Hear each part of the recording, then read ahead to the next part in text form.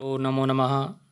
मैं संजीव कुमार कोहली और आज आप मेरे साथ इस वीडियो में अध्ययन करने जा रहे हैं हमारी कक्षा 10 की संस्कृत की पाठ्य पुस्तक शैमुषी से षष्ठ पाठ छठे पाठ का हम अध्ययन करेंगे, जिसका नाम है सुभाषितानि।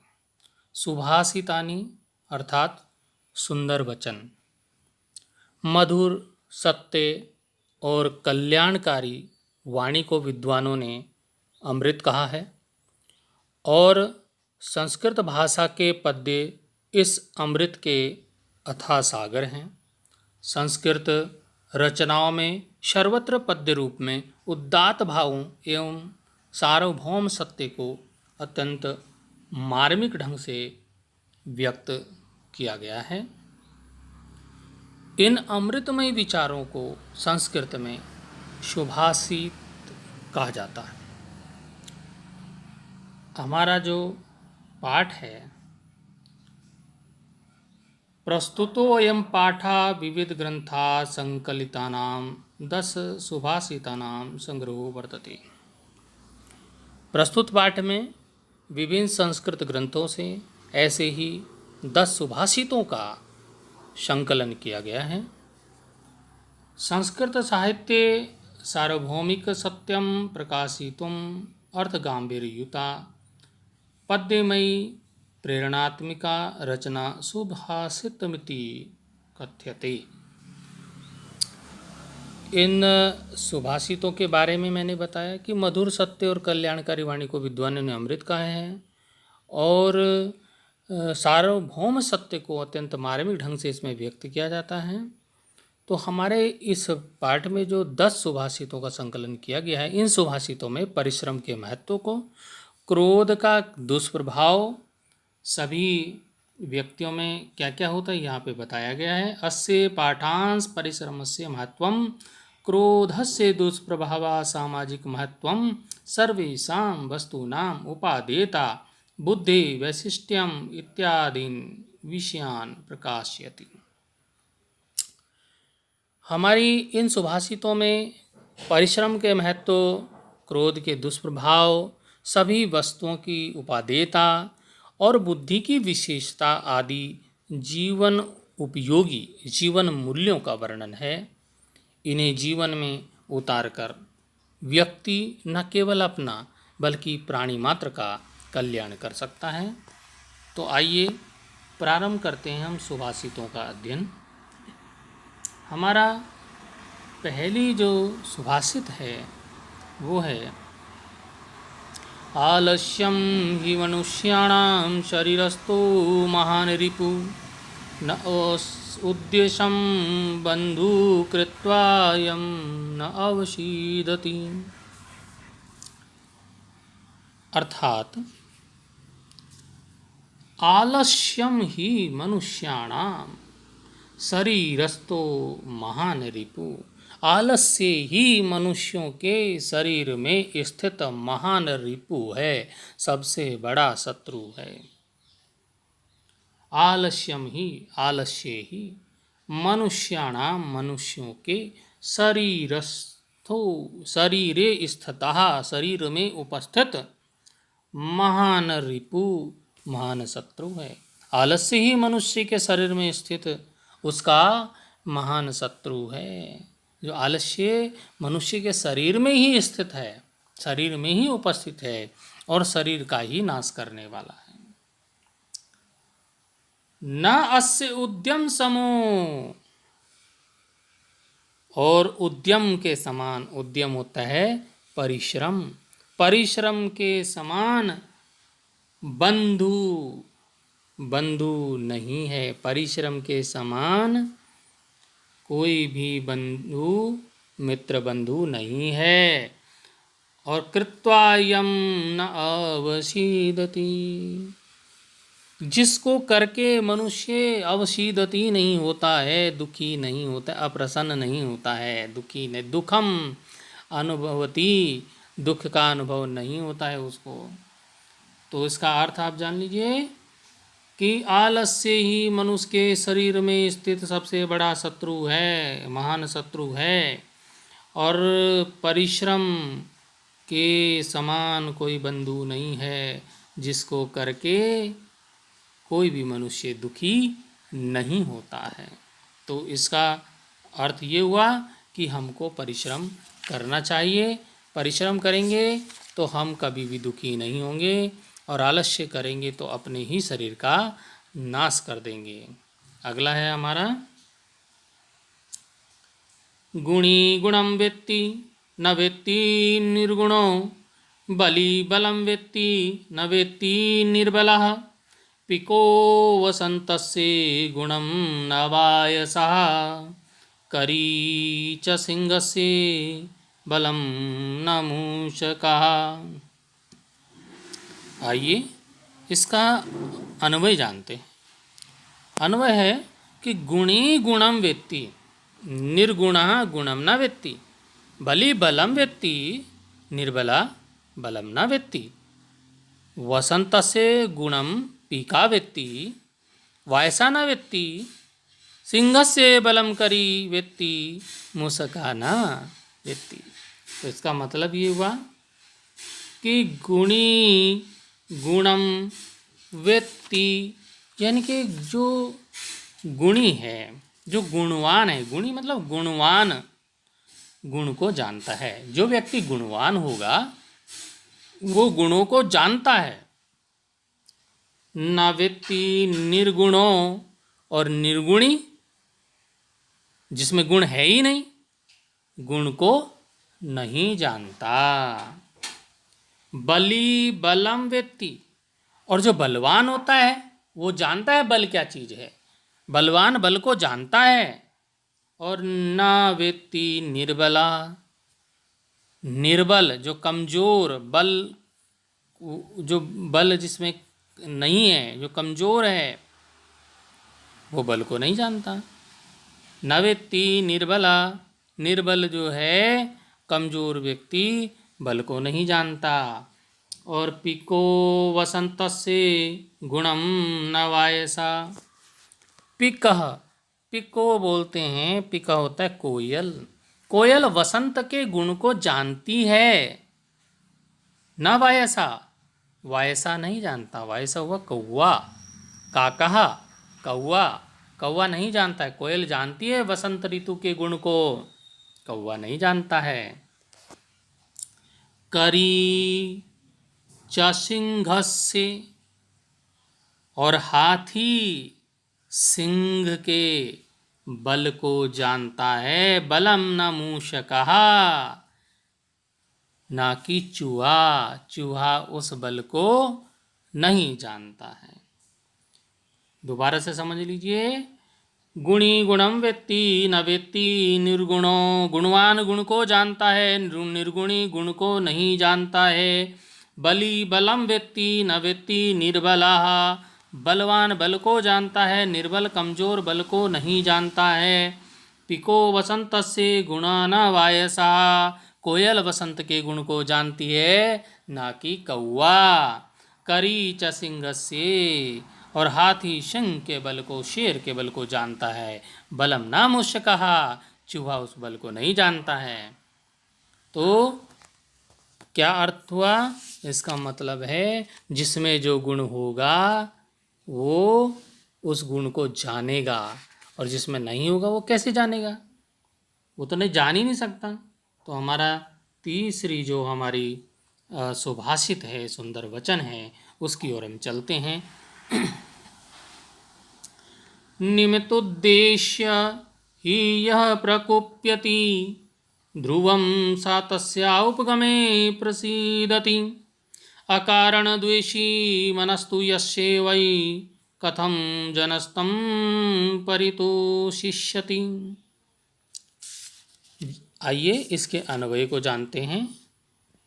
अन्वय है, यम निमित्तम उद्देश्य प्रकोप्यति, स तस्य अपगमे ध्रुवं प्रसीदति, यस्य मनः अकारण द्वेषी अस्ति, तम जना कथम परितोष्यति। हिंदी अर्थ जानते हैं। निमित्त उद्देश्य ही यह प्रकुप्यति, जो किसी कारण को उद्देश्य करके अत्यधिक क्रोध करता है। निमित्त उद्देश्य, किसी कारण किसी उद्देश्य से ही यह प्रकुप्यति, जो क्रोध करता है। प्रकुप्यति होता है क्रोध, क्रोधित होना, क्रोध करना, अत्यधिक क्रोध। प्रकुप्यति अत्यधिक क्रोध करना है, जो किसी कारण से। निमित्त होता है कारण, उद्देश्य, किसी कारण उद्देश्य के।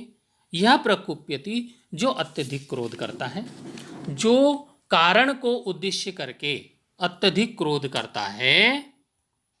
ध्रुवम सा तस्य उपगमे प्रसीदति, वह उसके समाप्त हो जाने पर, तस्या उपगमे, उसके समाप्त हो, यानी कि क्रोध के समाप्त, निश्चित रूप से। ध्रुवम होता है, ध्रुवम, ध्रुवम हुआ निश्चित रूप से, निश्चित रूप से। स वह तस्य उपगमे, उसके समाप्त होने पर। किसके? अपगमे, अपगमे मतलब, अपगमे क्या है? समाप्त होना। तस्य अपगमे, उसके समाप्त होने पर, यानी कि क्रोध के समाप्त होने पर। प्रसीदति, प्रसन्न होता है, खुश होता है। तब अर्थ समझिए कि निमित्त उद्देश्य ही यह प्रकुप्यति, जो किसी निमित्त, किसी कारण, किसी उद्देश्य के कारण अत्यधिक क्रोधित होता है, वह ध्रुवम सा तस्य अपगमे प्रसीदति, निश्चित रूप से। वह उसके क्रोध के समाप्त हो जाने पर प्रसन्न होता है, खुश होता है। जो किसी कारण से, निमित्त कारण से, किसी विशेष कारण से अत्यधिक क्रोधित होता है, तो वो निश्चित रूप से, वो उस क्रोध के समाप्त हो जाने से वो खुश भी होता है, प्रसन्न भी होता है। अकारण द्वेषी मनस्तु यस्य वे, और जो अकारण ही, बिना कारण के, जिसका मन बिना कारण के ही द्वेष करने वाला है, नफरत करने वाला है। कथम जनस्तम परितोषिष्यति, उसको व्यक्ति कैसे संतुष्ट करेगा? उसको कोई संतुष्ट नहीं कर सकता। परितोषिष्यति होता परितोषम दास्यति, संतुष्ट करना। तो इसका अर्थ आप समझ गए होंगे कि जो किसी निमित्त उद्देश्य से, किसी कारण से क्रोध, अत्यधिक क्रोध करता है, निश्चित रूप से उस क्रोध के समाप्त होने पर वो प्रसन्न होता है, खुश होता है। परंतु अकारण द्वेषी मनस्तु यस्य वे, जिसका मन बिना कारण के द्वेष करने वाला होता है, कथम जनस्तु परितोषिष्यति, उसको व्यक्ति कैसे संतुष्ट करेगा? उसको तो संतुष्ट कर ही नहीं सकता। अगला हमारा चौथे, हमारी जो सुभाषित है उस पे चलेंगे। उदीरितो अर्था पशूनापि गृहते, हयाश्च नागाश्च वहन्ति बोधिता, अनुक्तम अपुहति पंडितो जनः, परे इंगित ज्ञान फला ही बुद्धया। देखो, हमारी ये सुभाषित जो हैं, ये सुंदर वचन, इनसे हर जो हमारी प्रत्येक सुभाषित है उससे कुछ न कुछ शिक्षा मिलती है। तो यहाँ पे उदीरित अर्थ मतलब उक्त कहा गया है, ये कहा गया है कि पशुओं के द्वारा भी कहा हुआ जो अर्थ है वो ग्रहण किया जाता है। ये है कि सबसे पहले हम अव्यय इसका देख लेते हैं। अव्यय है कि पशुना अपि, ये पशुना अपि, पशुना अपि उदीरत अर्थ, उदीरिता अर्थ गृह्यते, पशूना अपि उदीरिता अर्थ गृह्यते, हया नागा च बोधिता भारम वहन्ति, पंडिता जना अनुक्तम अपि उहुति, बुद्धया परंगित ज्ञान फला भवन्ति। इसका अर्थ हिंदी में समझते हैं कि जो पशु होते हैं, पशुओं के द्वारा भी जो उनको कुछ कहा जाता है वो उस काम को करते हैं। उदीरित अर्थः मतलब कहा गया, कोई अर्थ को समझते हैं। पशूनापि पशु भी ग्रहते ग्रहण करते हैं। पशुओं के द्वारा भी कहा हुआ अर्थ ग्रहण किया जाता है। कहने का अर्थ है अगर पशु को भी हम कुछ काम कहते हैं, उसको इशारा करते हैं, तो पशु भी समझ जाता है कि हमारे मालिक ने हमें क्या कहा है। पशुओं के द्वारा भी कहा हुआ अर्थ ग्रहण किया जाता है। हयाश्च नागाश्च वहन्ति बोधिता।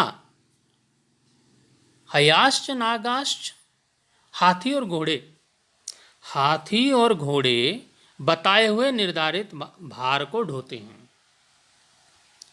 हाथी और घोड़े वहन्ति ढोते हैं बोधिता, जो उनको बताया जाता है, बताए हुए हाथी और घोड़े बताए हुए निर्धारित भार को ढोते हैं। जैसा उनका मालिक कहता है वैसा वो करते हैं।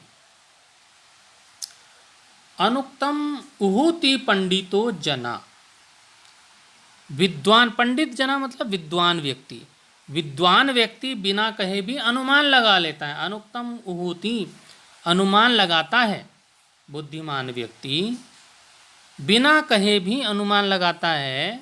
अर्थात जो बुद्धिमान व्यक्ति होते हैं वो परेंगित ज्ञान फला ही बुद्धया। जो बुद्धिमान व्यक्ति होते हैं, बुद्धिमान दूसरों के पर इंगित दूसरे के द्वारा इंगित किया संकेत के इशारों को भी, संकेत जन्य ज्ञान रूपी को भी समझ जाते हैं। अर्थात कि बुद्धिमान दूसरों के संकेत जन्य इशारे वाली बात को भी ज्ञान रूपी फल वाले होते हैं, उनको समझ जाते हैं। अर्थात कहने का मतलब है कि बुद्धिमान तो दूसरों के संकेतों से ही ज्ञान प्राप्त कर लेते हैं। कहने का अर्थ ये है। तो आप इसको दोबारा से समझ लीजिए कि पशुओं के द्वारा भी कहा हुआ अर्थ ग्रहण किया जाता है। अगर पशुओं को कुछ कार्य कहा जाए तो पशु भी उस अर्थ को ग्रहण करते हैं। हयास नागाच वहन्ति बोधिता। हाथी और घोड़े बताए हुए निर्धारित भार को ढोते हैं। अनुक्तम होति पंडितो जना परेंगित ज्ञान फला ही बुद्धया। विद्वान व्यक्ति बिना कहे भी अनुमान लगाता है। बुद्धिमान दूसरों के संकेत जन्य ज्ञान रूपी फल वाले होते हैं। अर्थात बुद्धिमान तो दूसरों के संकेतों से ही ज्ञान प्राप्त कर लेते हैं। अगला हमारा पांचवा जो है बहुत ही इम्पोर्टेंट, महत्वपूर्ण है परीक्षा की दृष्टि से। क्रोधो ही शत्रु प्रथमो नराणाम देहि स्थितो देह विनाशनाय। यथा स्थिता काष्ठगतो ही अग्नि स एव अग्नि दहते शरीरम। बहुत ही महत्वपूर्ण है।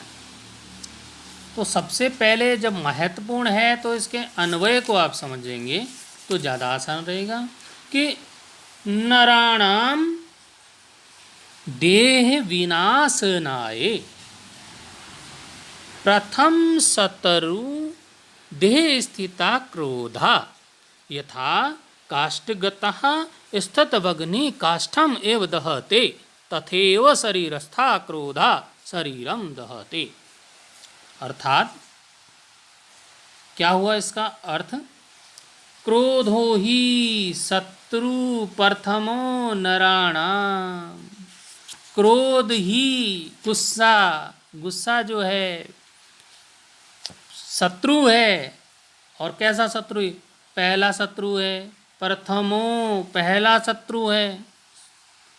नराणाम मनुष्यों में।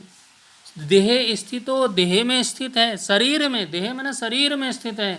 और देह विनाश नाय, और देह का ही विनाश करता है, शरीर का ही नाश करता है। तो क्या हुआ इसका अर्थ? क्रोधो ही शत्रु प्रथमो नराणाम देह स्थितो देह विनाशनाय। मनुष्यों के शरीर के नाश के लिए प्रथम शत्रु शरीर में ही स्थित क्रोध है। क्रोधो ही शत्रु प्रथमो नराणाम। क्रोध ही मनुष्यों का पहला शत्रु है। देह स्थितो देह विनाशनाय, देह में स्थित है, शरीर में स्थित है और शरीर के विनाश के लिए, मनुष्यों के शरीर के नाश के लिए प्रथम शत्रु शरीर में स्थित उनका क्रोध है। यथा स्थिता काष्ठगतो ही अग्नि, जिस प्रकार लकड़ी में स्थित अग्नि लकड़ी को ही जला देती है। यथा स्थिता काष्ठगतो ही अग्नि, जिस प्रकार से लकड़ी में रहने वाली अग्नि स एव अग्नि दहते शरीरम, लकड़ी को ही जला देती है, उसी प्रकार क्रोध शरीर को जला डालता है। इसलिए क्रोध कभी नहीं करना चाहिए। तो इसका अर्थ दोबारा से समझ लेते हैं कि क्रोधो ही शत्रु प्रथमो नराणाम देह स्थितो देह विनाशनाय, मनुष्यों के शरीर नाश के लिए प्रथम शत्रु शरीर में स्थित क्रोध है। यथा स्थिता काष्ठगतो हि अग्नि सएव अग्नि दहते शरीरम, जिस प्रकार लकड़ी में स्थित अग्नि लकड़ी को ही जलाती है, उसी प्रकार शरीर में स्थित क्रोध शरीर को ही जला डालता है। हम छठी सुभाषित पढ़ेंगे। मृगा मृगई संगम नु व्रजंती, गावश्च गोभी तुर्गास्तु तुरंगई, मृगास् मूर्खई सुधई सुधीवी, समानशील विष्णेषु सख्यम। आइए सबसे पहले तो हम इसका अन्वय जानते हैं।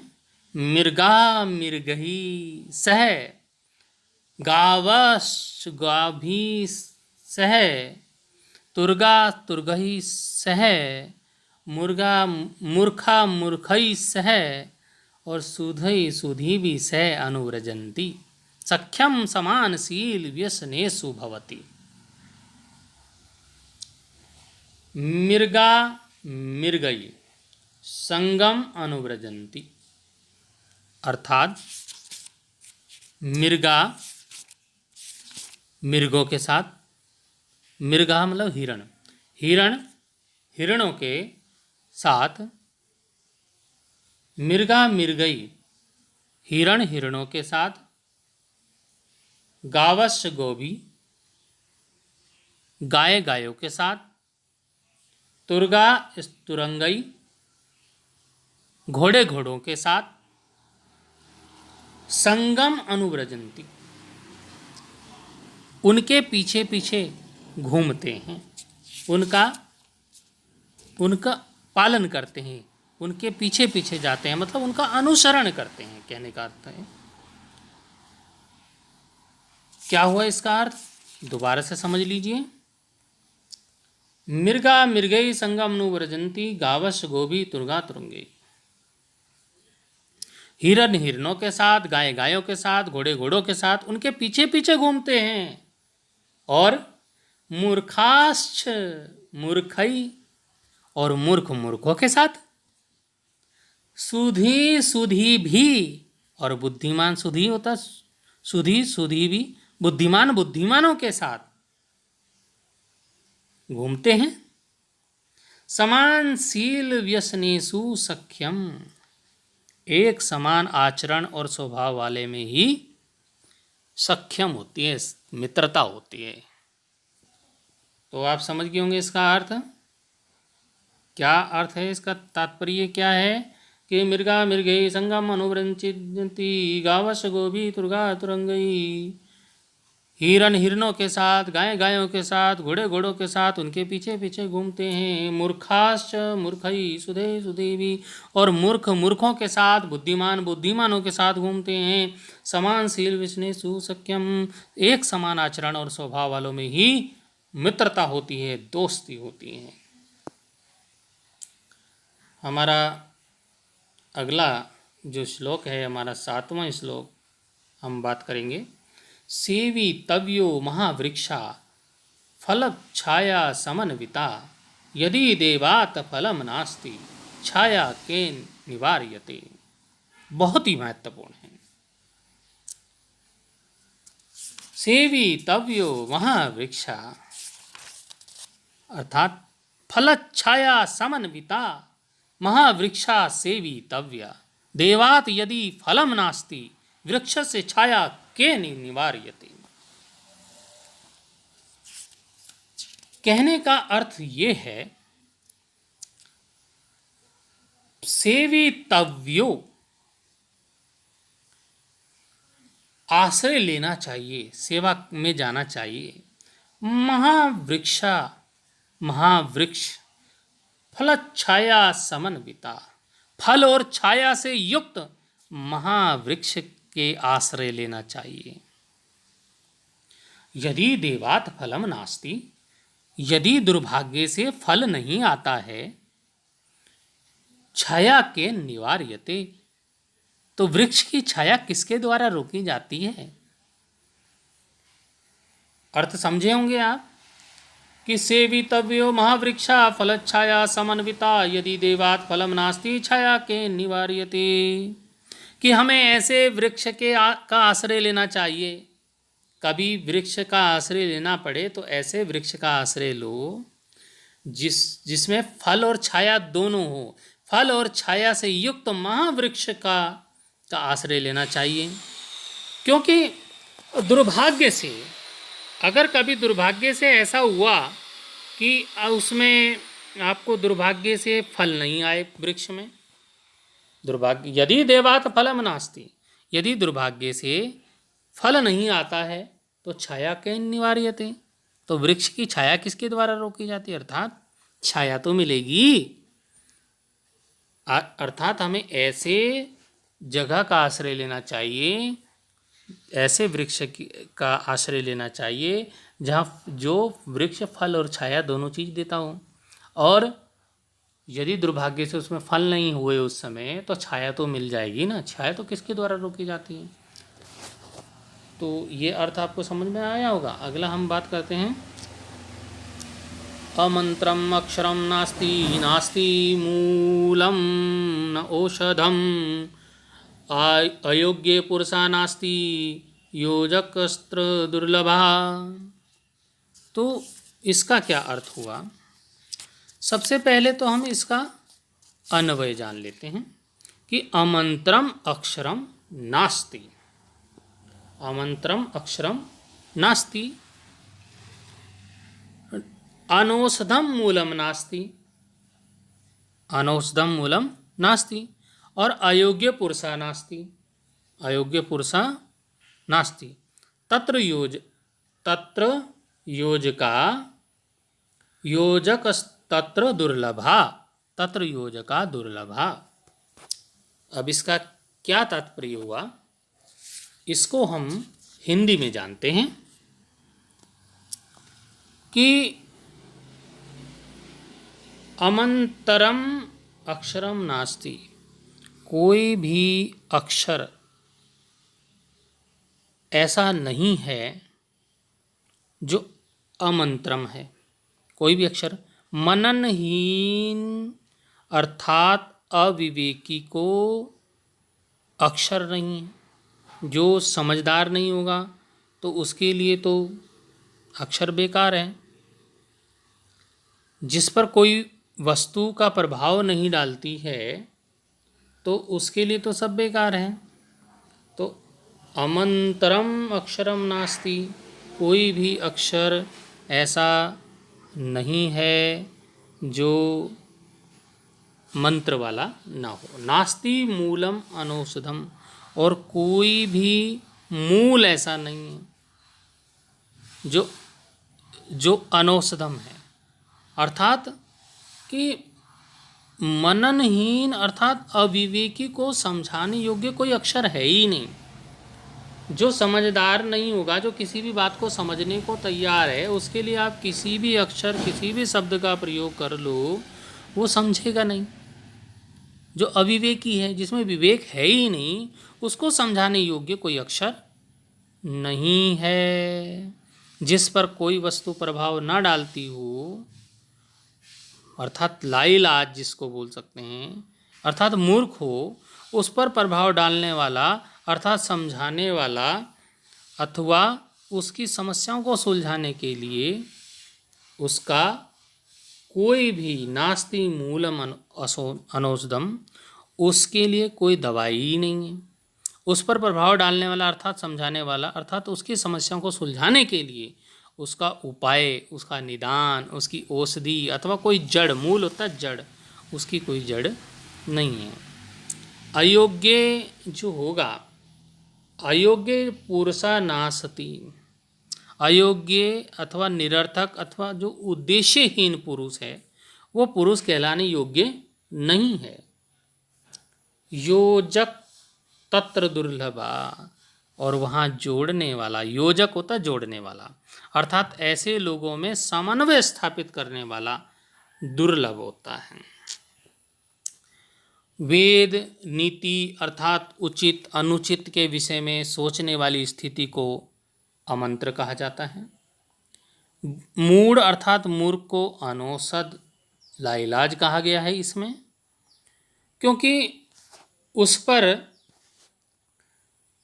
किसी भी समझाने वाली बात का कोई असर उसी प्रकार नहीं होता जिस प्रकार लाइलाज व्यक्ति पर, लाइलाज कोई बीमारी हो, व्यक्ति पर कोई जड़, कोई दवा, जड़ी बूटी असर नहीं दिखाती। निरर्थक सार अथवा उद्देश्यहीन को यहाँ पर अयोग्य कहा गया है। संसार में वही व्यक्ति वास्तव में पुरुष कहलाने का अधिकारी है जिसके जीवन को का कोई उद्देश्य है। ये यहाँ पर ये शिक्षा यहाँ पे मिलती है कि संसार में वही व्यक्ति वास्तव में पुरुष कहलाने का अधिकारी है जिसके जीवन का कोई उद्देश्य है। तो ये समझ में आ गया होगा कि जो अविवेकी व्यक्ति है उसको समझाने के लिए कोई अमंत्रम अक्षर, कोई अक्षर नहीं है। जिसका जो अविवेकी है, जो कुछ समझना ही नहीं चाहता, उसको समझाने के लिए कोई अक्षर दुनिया में बना ही नहीं है। नास्ति मूलम अनौषधम, और ऐसे व्यक्ति की समस्याओं को सुलझाने के लिए कोई औषधि भी नहीं है, कोई जड़ी बूटी ही नहीं है। और ऐसा व्यक्ति जो किसी बात को समझने को तैयार ही नहीं है, अविवेकी है, वो अयोग्य पुरुष, उसके समान दूसरा कोई अयोग्य नहीं है, वो अयोग्य पुरुष ही है। और उसमें समन्वय स्थापित करने के लिए उसका जो योजक है, उसको जोड़ने वाला, ऐसा लोगों में समन्वय स्थापित करने वाला कोई नहीं मिलता, ऐसा बहुत दुर्लभ है। ये यहाँ पे बताया गया है। हम अगली अपनी सुभाषित की ओर चलेंगे जो बहुत ही महत्वपूर्ण है। संपतो च विपतो च महताम एक रूपता, उदय सविता रक्तो रक्ता अस्तमय तथा। बहुत ही महत्वपूर्ण है। तो जो महत्वपूर्ण होती है उसको मैं महत्वपूर्ण ही बताता हूँ। बहुत परीक्षा की दृष्टि से बहुत महत्वपूर्ण है कि महताम संपतो विपतो च एक रूपता भवति, यथा सविता उदय रक्ता भवति तथा अस्तमय च रक्ता भवति। कहने का अर्थ ये है कि संपतो च विपतो च महता में एक रूपता,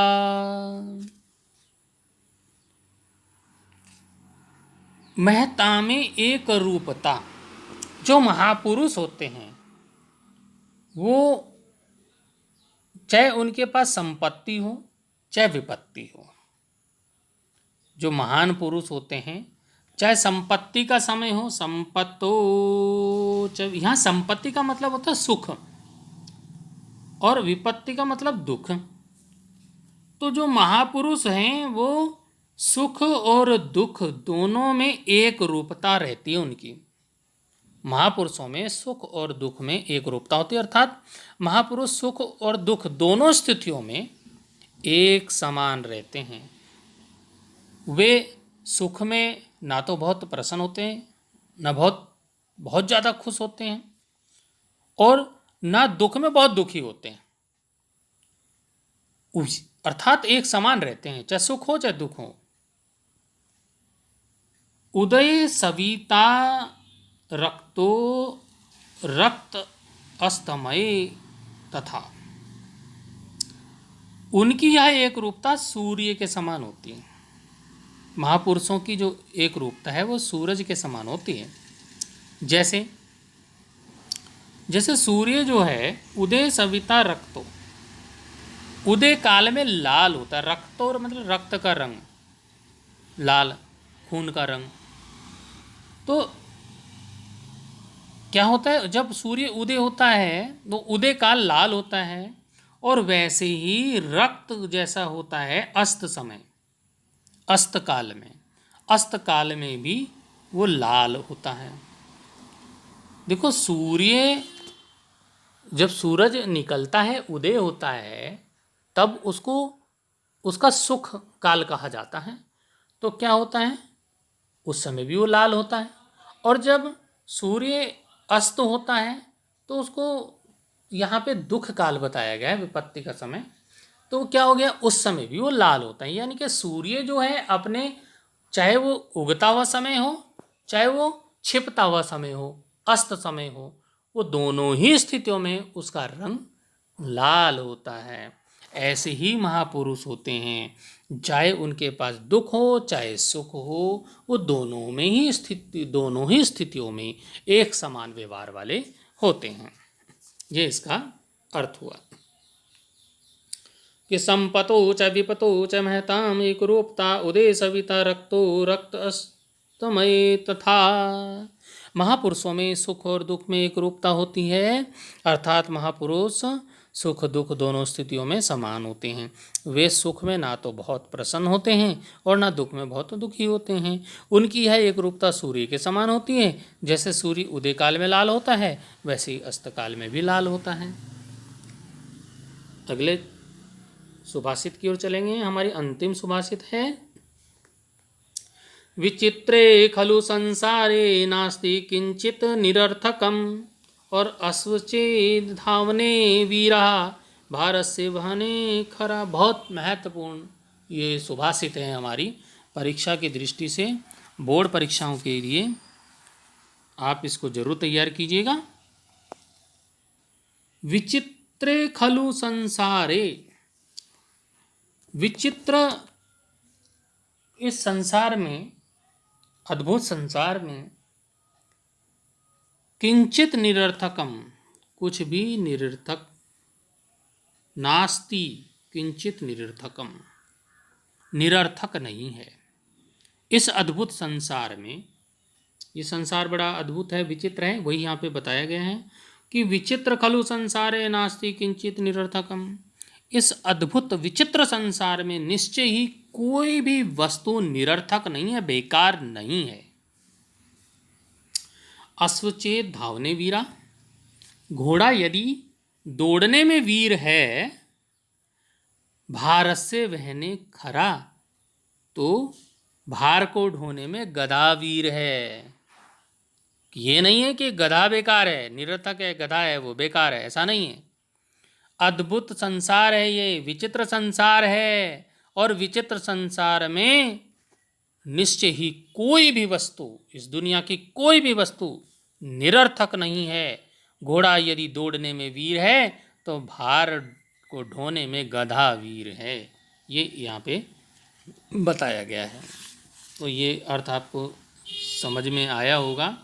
तो इस प्रकार हमने अपने इस वीडियो में हमारा कक्षा 10 की संस्कृत का बहुत ही महत्वपूर्ण हमारा ये पाठ था, षष्ठ पाठ सुभाषितानि, इसका हमने यहाँ पे अध्ययन किया। और हमारा वीडियो बहुत बड़ा हो गया इसको पढ़ाते पढ़ाते, इसका अध्ययन करते करते। तो अभी हम वीडियो की यहीं पर समाप्ति करते हैं। अगले वीडियो में हम इस पाठ के अभ्यास प्रश्नोत्तरों को लेकर उपस्थित होंगे। धन्यवाद।